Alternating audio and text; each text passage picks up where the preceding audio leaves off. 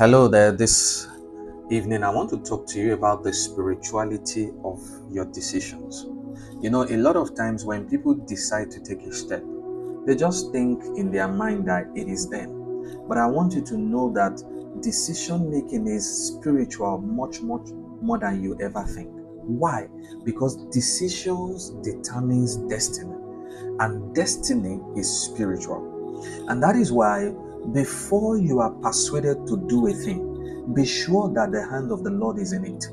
There's a story in the book of First Kings, chapter 22, talking about Ahab, the king of Israel, and Jehoshaphat, the king of Judah. For the sake of time, I won't talk about them, but the scripture says, I won't read that scripture rather. The scripture says in a certain verse, there was, the king, the prophet Micaiah, had had a vision. And in the vision, he said, a spirit came and said, who will persuade Ahab to go and fall at Ramoth Gilead? Who would persuade Ahab to go and fall at Ramoth Gilead? But meanwhile, in the physical realm, Ahab just thought that he was the one that wanted to fight, that wanted to go and fight in Ramoth Gilead. But he didn't know that it was a lying spirit that sponsored that thought. Glory to Jesus. So be careful of your persuasions. Persuasions are sponsored by spirits. They are not a product of the will. Don't just think that you just wake up and say, I want to marry that guy. Be sure that the hand of the Lord is in it. Be sure that you are not being manipulated by a lying spirit.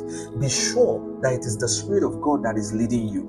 Because each time you take a decision, your destiny is secured, whether for good or for evil. So decisions determine destiny. There are some things that you can never achieve in your life just because you have decided to do something. It's just like in this age and time that we are in. People just wake up and say they are traveling out of the country. As good as that is, as God told you to go, because the very moment you go, your environment changes, the people you meet changes, your destiny changes all together. So you have to be sure that your persuasions are inspired by the Spirit of God. In fact, that is how generational curses and altars, negative altars, that is how they work.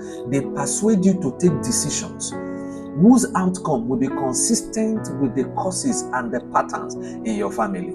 Even when a good man comes to you and says, I want to marry you, and if the person is good, but because of the altars at work in your home, or some patterns taking place, those altars will persuade you to see that person as wrong and see the wrong person as right. And then at the end of the day, the whole outcome will be wrong. The marriage will be wrong. So that's why the bottom line is this: before you take any decision, please take time to pray about it. Not only should you pray about it, consult with spiritual authorities so that they can also carry you in the place of prayer, and be sure that what you are doing, the hand of the Lord is there. And I can assure you, if you live your life like this, you would always give God thanks for every decision-making process you made, and your destiny will be secure in the hand of the Lord. I hope this blessed you. Till I see you next week. God bless you.